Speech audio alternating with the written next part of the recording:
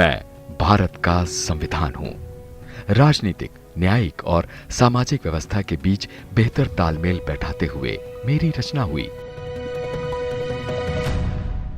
389 सदस्यों की संविधान सभा में देश की तात्कालिक परिस्थितियों, वर्तमान की जरूरतों और भविष्य की चुनौतियों को लेकर 114 बैठकों में हुए संवाद से मैं राष्ट्र सेवा में समर्पित हुआ। और इन बैठकों में भारत की नागरिकता, राष्ट्रमंडल की सदस्यता, अल्पसंख्यकों की पहचान, संविधान को मजबूत संरक्षक, केंद्र और राज्यों के अधिकार जैसे तमाम सवालों को उठाने वाले दमदार व्यक्तित्व थे। कन्हैयालाल मानिकलाल मुंशी। जब भी संविधान यानी मेरी बात होती है तो सबसे पहले जिक्र आता है मेरी प्रस्तावना का, जो देश की दिशा की ओर इशारा करती है। इस पर के.एम. मुंशी ने कहा था, संविधान की उद्देशिका इसकी राजनीतिक जन्मपत्री है। बकौल के.एम. मुंशी, उद्देशिका भारत को न केवल संपूर्ण संप्रभु राष्ट्र घोषित करती है, बल्कि संप्रभुता का केंद्र भी भारत के नागरिकों को घोषित करती है। उद्देशिका राष्ट्रीय आंदोलन के मानववादी लोकतांत्रिक आदर्शों को प्रस्तुत करती है।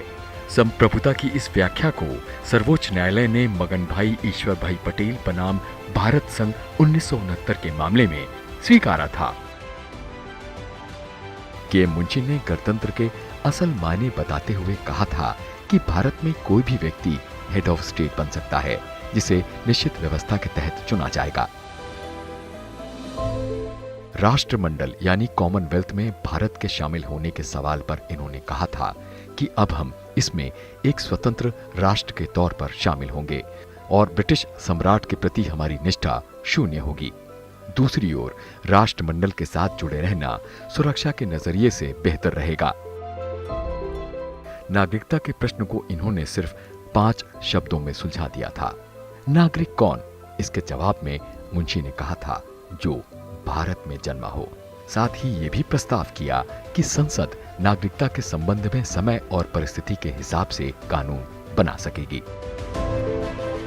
इन्होंने SC/ST को अल्पसंख्यकों के दायरे से बाहर निकालने की अपील करते हुए व्यवस्था दी थी कि दोनों ही हिंदू समुदाय का अभिन्न हिस्सा हैं। इन्होंने ये भी साफ किया था कि उन्हें संसद और विधान मंडलों में वंचित होने के चलते आरक्षण दिया गया है, न कि अल्पसंख्यक होने के चलते। राज्यपालों के सीधे जनता द्वारा चुनाव पर के.एम. मुंशी ने कहा था कि ये उचित नहीं होगा, इससे टकराव बढ़ेगा, पार्टियां अपने कमजोर नेताओं को खड़ा करेंगी, जिसके चलते संविधान को एक मजबूत संरक्षक नहीं मिल सकेगा। इस विचार को मान लिया गया। न्यायाधीशों को सेवानिवृत्ति के बाद किसी भी लाभ के पद पर नहीं रहना चाहिए। ऐसा करने से वो अपना काम ईमानदारी से कर पाएंगे। उनके इस प्रस्ताव को भी स्वीकार किया गया था। संसद और सरकार की शक्तियों के संबंध में मुंशी ने चेतावनी भरे लहजे में कहा था कि अगर कार्यपालक शक्तियों में संसद का दखल रहा तो सरकार पंगु हो जाएगी।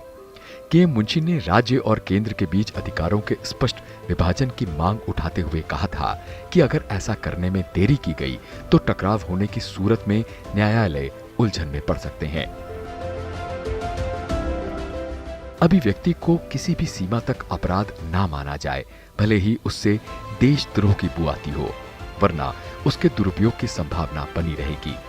इतना ही नहीं, इन्होंने भारतीय लोकतंत्र के मूल्यों को कई मायनों में अमेरिकी लोकतंत्र से बेहतर बताया, क्योंकि ये जनता पर नहीं, स्वयं पर शासन की बात करते हैं। इन्होंने आध्यात्मिक लोकतंत्र की संकल्पना पर भी जोर दिया।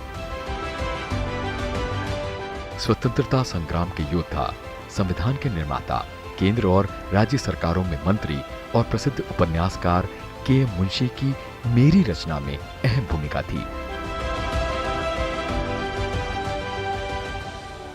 अगली बार बात करेंगे ऐसे ही एक दमदार हस्ताक्षर की।